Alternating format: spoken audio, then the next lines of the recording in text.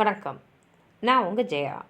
இன்றைக்கி நம்ம இந்த வீடியோவில் ஜான் ஸ்டெயின்பர்க் எழுதின த பேர்ல் இந்த நாவலாவுடைய ஸ்டோரியை பார்க்கலாம் வாங்க.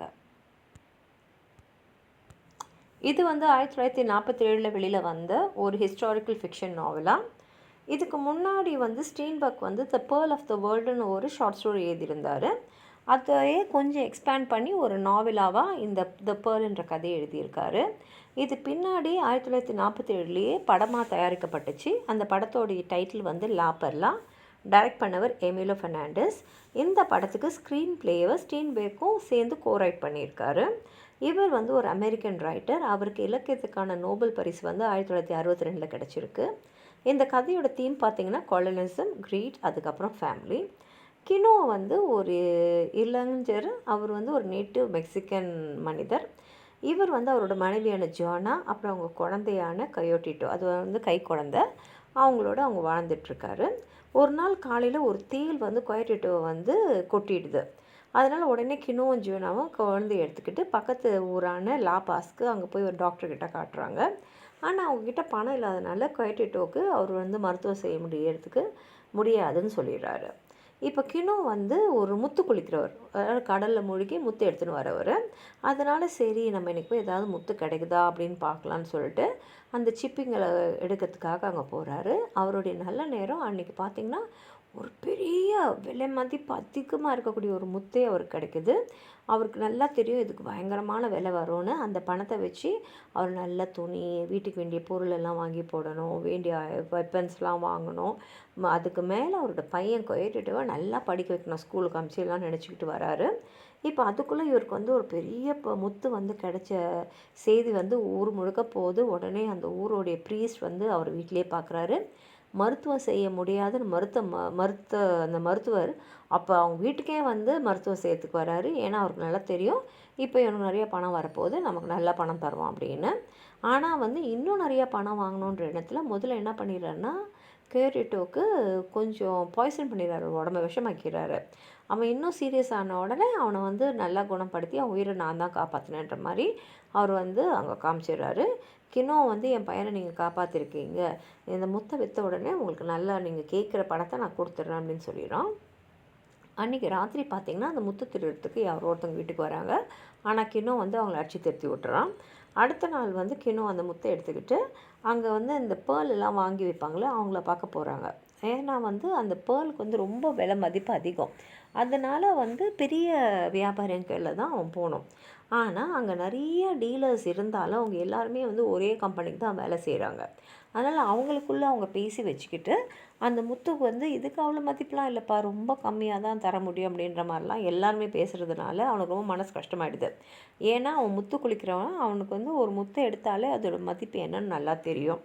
அதனால் அவர் என்ன நினைக்கிறாருன்னா கினோ நானே கேபிட்டலில் போய் இதை விற்றுக்கிறேன், அப்போ எனக்கு நியாயமான பணம் கிடச்சிரும் அப்படின்னு நினச்சிட்டு இருக்காரு. அன்றைக்கி ராத்திரியும் பார்த்திங்கன்னா யாரோ கினோ வீட்டுக்குள்ளே அவரை அட்டாக் பண்ணுறாங்க. அதனால் அவன் மனைவி ஜியோனா சொல்கிறா, வேணாம் நமக்கு இந்த முத்து தூக்கின்னு போய் கடலில் போட்டுடுங்க அப்படின்றான். ஆனால் கினோ சொல்லிடுறான், இல்லை இல்லை இது பெரிய பணம் வரும், நம்ம வாழ்க்கையே மாறிடும், அதனால் வேணாம் அப்படின்னு சொல்லிடுறான். அப்புறம் அவன் நல்லா தூங்கிட்டப்புறம் ஜியோனா என்ன பண்ணுறான்னா அந்த முத்தை எடுத்துக்கிட்டு கடலை நோக்கி ஓடுறான், கடலில் திருப்பி தூக்கி போட்டுடலான்னு. ஆனால் அப்போ முடிச்சுக்கிட்ட கினோவுக்கு தெரிஞ்சிடுது முத்து காணலைன்னா அவன் மனைவி தான் எடுத்துன்னு போயிருக்கணும், அவள் கடலுக்கு தான் போயிருப்பான்னு சொல்லிவிட்டு அவன் பின்னாடியே வரான். வந்துட்டு அவ்வளோ கோவமாக அவகிட்ட முத்தை பறிக்கிறான். அதில் அவளுக்கும் அடிபட்டுடுது. இப்போ கினோ திரும்பி வரும்போது திரும்பி கொஞ்சம் பேர் அவனை நல்லா அடிக்க பார்க்குறாங்க. அவன் அவங்க அவங்களோட சண்டை போடும்போது அதில் ஒருத்தனை கொன்னுடுறான். சண்டை போட்டுன்னு இருக்கும்போது அவன்கிட்ட அந்த முத்து கீழே விழுந்துடுது. ஆனால் இந்த வாட்டி ஜோனா அந்த முத்தை எடுத்துடுறான். இப்போ அவளுக்கு நல்லா தெரிஞ்சிடுச்சு இனிமேலுக்கு பழைய மாதிரி அமைதியான வாழ்க்கையை அவங்க வாழ முடியாது, கண்டிப்பாக அவங்களுக்கு யாரோ தொல்லை கொடுத்துக்கிட்டு தான் இருப்பாங்கன்னு.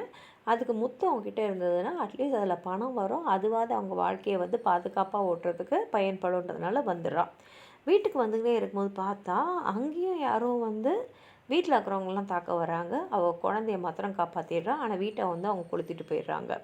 இப்போ கினோ ஜுவனா கைட்டுட்டோலாம் வீட்டில் மிச்சம் என்னெல்லாம் இருக்கோ அதையெல்லாம் எடுத்துக்கிட்டு கினோவுடைய அண்ணனான ஜுவன் தாமஸும் அவர் மனைவி அப்போலோக்கிட்டேயும் போய் அங்கே தங்கிக்கிறதுக்கு போகிறாங்க. ஜுவன் தாமஸும் என்ன சொல்கிறாருன்னா, வேணாம் அந்த முத்து, இதனால் நமக்கு ஆபத்து தான், நம்மளுக்கு வந்து நம்மளை பாதுகாத்துக்கிறதே பெரிய வேலையாக போயிடும், அதனால் நீ தூக்கி போட்டுடுன்றான். ஆனால் கின்னும் முடியாதுன்னு சொல்லிடுறான்.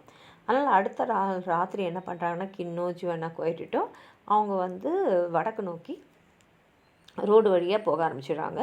போகும்போது அவங்க போகிற பாதை யாருக்கும் தெரியக்கூடாது அப்படின்றதுக்காக எந்த ட்ராக்குமே விடாமல் அவங்க போயிட்டே இருக்காங்க. ஆனாலும் மறுநாள் வந்து அவங்கள பின்னாடி தொடர்ந்துன்னு ஒரு 3 பேர் வரதை கின்னோ வந்து பார்த்துறோம். அதனால் அவங்க என்ன பண்ணிடுறாங்கன்னா, ரோட்லேருந்து அவங்க மலை மேலே ஏறி போக ஆரம்பிச்சிடுறாங்க. கின்னோ அங்கே மலையில் வந்து ஒரு குகை இருக்குது, அங்கே ஜியோனாவும் கோயட்டிட்டோவையும் வந்து ஒழிச்சு வச்சுட்டு அன்றைக்கி ராத்திரி அவன் பின்னாடி வர 3 பேரையும் தாக்கிடணும் அப்படின்ற முடிவில் இருக்கான். ஆனால் அது சின்ன குழந்தையாக இருக்கிற கை குழந்தையாக இருக்க கோயட்டிட்டோ வந்து அழ ஆரம்பிச்சதுனால இவங்க பின்னாடி வர டிராக்டர்ஸ் என்ன நினச்சிடுறாங்கன்னா, கொயோட்டி தான் இருக்குது போல இருக்குது, அது நம்மளை தாக்கிடுச்சுன்னா என்ன பண்ணுதுன்னு சொல்லிட்டு அவங்க வந்து குகையை நோக்கி சுடுறாங்க. அதில் குண்டு பாய்ஞ்சு கோயட்டிட்டோ இறந்துடுறான். அதே சமயத்தில் கினோ வந்து அவங்க 3 பேரையும் வந்து தாக்கி அவங்க 3 பேருமே கொண்டுறான். அடுத்த நாள் குழந்தைய இழந்துட்டு கினோவும் ஜுனாவும் திரும்பி வீட்டுக்குள்ளே வராங்க. அந்த முத்து எடுத்துன்னு போய் அவன் கடலில் போட்டுறான். இதோட அந்த கதை வந்து முடிஞ்சிடுது. இதுதான் இந்த கதையோட சம்மரி. உங்களுக்கு எதாவது சொல்லணும்னு நினச்சிங்கன்னா கீழே இருக்கிற கமெண்ட் பாக்ஸில் எழுதுங்க. இந்த வீடியோ லைக் பண்ணுங்கள், உங்கள் ஃப்ரெண்ட்ஸோடு ஷேர் பண்ணுங்கள். சப்ஸ்கிரைப் பண்ணாதவங்களாம் ப்ளீஸ் சப்ஸ்கிரைப் பண்ணி சப்போர்ட் பண்ணுங்கள். நன்றி.